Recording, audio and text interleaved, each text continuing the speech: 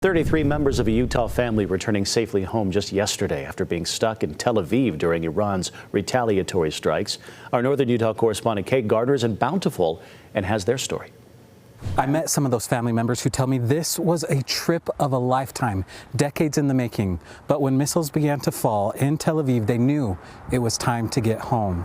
And after a day and a half of sheltering in place and traveling across Israel, they eventually made it to Egypt, then Italy, and now they're safely home. Come snuggle. Yeah. Yes. All love inside this bountiful home. We felt her hand, and it was such a privilege that we got to go on the trip and then to feel her with us and then have her help getting home. We were very mindful of her throughout the whole thing. Visiting Israel was something the family's matriarch, Muti Ivans, always wanted to do. And because of uncertainty and wars and things, we didn't go. Muti is no longer here, so when the family got an opportunity to visit Israel, they decided to do it in her honor. And we were just going to the holy sites, and we were super happy to just be there as a family, fulfilling my mother's dream. But the trip took a turn on February 28th. And then the sirens went off.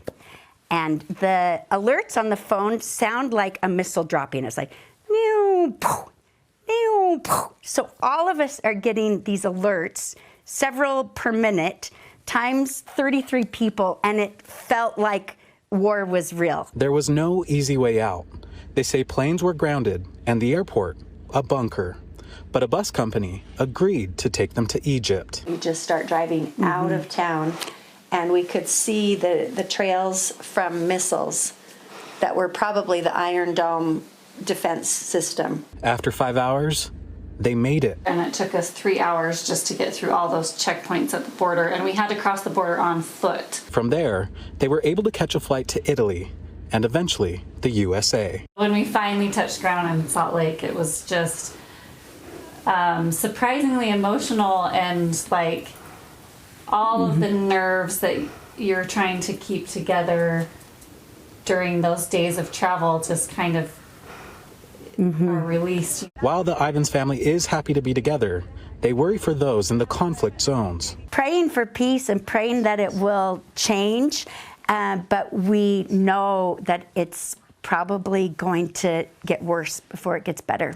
Again, the family is glad to be home safely, and today their hugs seem a little bit tighter. Reporting from Bountiful, Kate Garner, ABC4 News.